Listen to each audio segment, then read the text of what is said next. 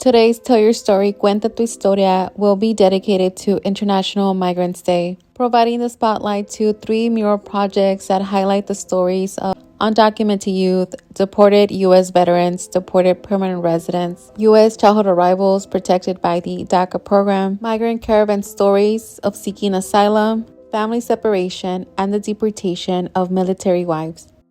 In an era of mass deportations and constant conversations about securing the border between Mexico and the U.S., often the stories of the people who are directly impacted by border enforcement and immigration enforcement policies are dehumanized and silenced. And unfortunately, pro-immigrant rights movements hardly ever speak about those who have already faced deportation, adding to the silence and erasure of their stories. But what happens when we provide a platform and the tools for the people who are impacted by deportation, meaning their own exile or the exile of a family member, who considers the United States as their home because they grew up here as minors and established exclusive links to this country by becoming cultural citizens through our educational system, learning the language, having U.S.-born children, and the list goes on. And what happens when we use the same border that is used to dehumanize their stories and criminalize them as a canvas to now host not only their stories but their portraits? And what if we also include community and people that care about this issue and want to learn more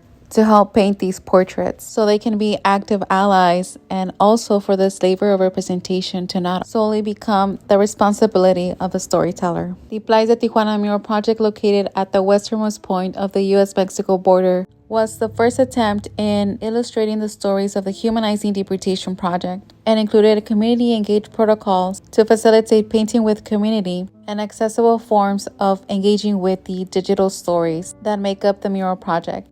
And this was done through QR codes, which allow visitors to listen and share the stories of the people represented in the mural project. A sister mural to the Playas de Tijuana project was installed in Ciudad Juárez under El Puente Santa Fe, right next to the invisible line dividing the U.S. and Mexico. A third mural was installed in Playas de Tijuana, dedicated to deported U.S. veterans. These 3 murals highlight the agency of the storytellers that are represented in the mural project through their authored stories, active participation in the painting sessions, and the installation of their portraits. And of course, the dedication of so many people and allies that became crucial in making these projects a reality. And on days like today, where we honor international migration, let's not forget the people that continue fighting for an opportunity to come back home and who continue organizing to create further visibility to their cause.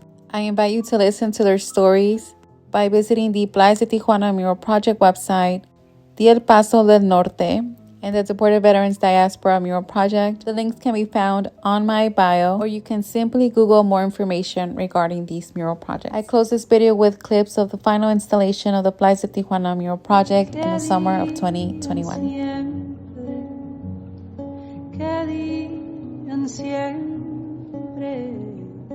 Que fui cantora, viviendo sueños, que como todas crecí con miedo, y aún así salí solita a ver estrellas, andar los días, y aún así